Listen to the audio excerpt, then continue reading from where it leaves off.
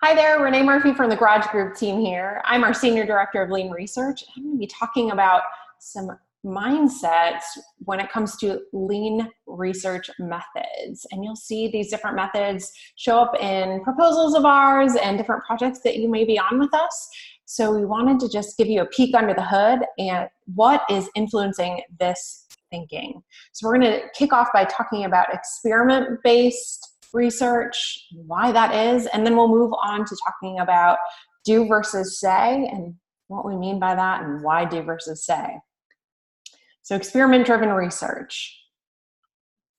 Experiment-driven research is all about systematically de-risking ideas, business models, propositions, and instead of taking the whole proposition or business model or idea and testing that whole thing one and done, this breaks it down into the riskiest assumptions and tests those iteratively and allows to pivot and build as you go.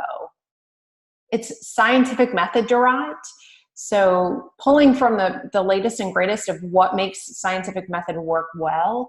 It's about forming these hypotheses, going and testing them, and then revisiting that hypothesis and kind of figuring out, do we need to adapt or adjust that hypothesis? So it really pulls from that vein of thinking. And ultimately, what drives this experiment approach is identifying the riskiest assumptions that really the team, it would keep this from launching, or it might be the biggest barriers or the biggest unknowns, and identifying those and then developing tests or experiments to check out, is this true or false? Do we have enough information to make that call yet?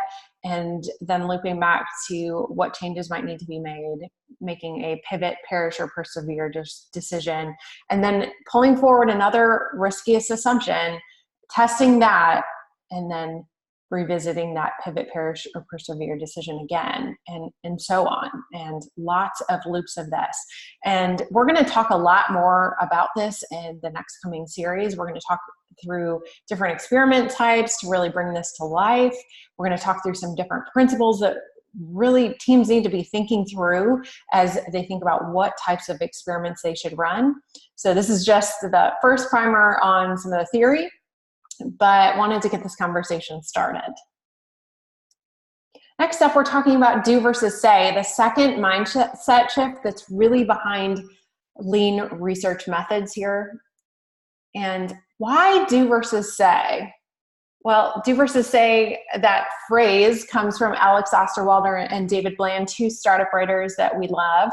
And they're referencing a focus on what we're looking at, what people are doing versus what people are saying, because we're really bad as humans at predicting our own behavior. And as researchers, we've known this for a while, but just haven't had a robust set of tools to be able to test that purchase intent in a cost-effective, short time way, and more now than ever we really do.